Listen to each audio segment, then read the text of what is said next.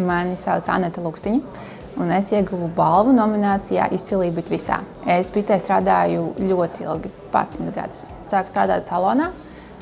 Es strādāju gan Origo, gan Merķeļielā, un tad lēnām virzījos un nokļuvu marketinga komandā, kur sākotnēji es pārvaldīju sociālos tīklus un atbildēju klientiem un veidoju saturu, un tad nokļuvu produktu komandā. Patiesībā saņemt šādu atzinību ir ļoti aizkustinoši, it īpaši tajā brīdī, kad tiek publicēti tie teksti, ko kolēģi ir rakstījuši tevi nominējot. Man šķiet, ka pateikt kaut ko labu par kādu citu un izvirzīt viņu balvai un apdomāties, apsēsties, sarakstīt to tekstu, tas ir ļoti, ļoti pagodinoši un ļoti aizkustinoši. Bet noteikti lielākais paldies ir tam, ka kolēģi pamanīja, novērtēja un uzskatīja, ka es būtu pelnījis šo balvu.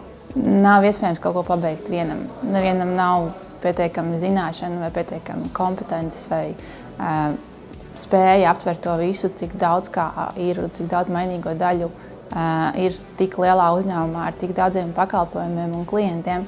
Tāpēc noteikti bez kopā spēka nekur. Mani motivē abi, gan process, gan rezultāti. Man vislielākais prieks ir par tādām mazajām uzvarām, kur kaut ko mainot, tu redzi, ka process notiek labāk, ir mazāk manuāla darba, ir mazāk kaut kādas rūpes ar klientu apkalpošanu.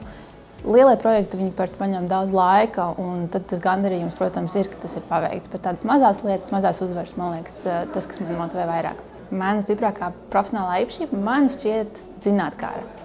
Tas, ka man grib zināt, kā tas strādā, kāpēc tas tā strādā, kāpēc kāds pieņēma lēmumus, ka tam ir jāstrādā tieši tā, un tad nebaidīšanās izaicināt. Kad, hei, varbūt mēs varam darīt savādāk.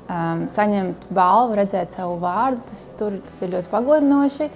Un man šķiet vienalga, cik ļoti gatavojies vai domā par to, vai gatavoju savu runu.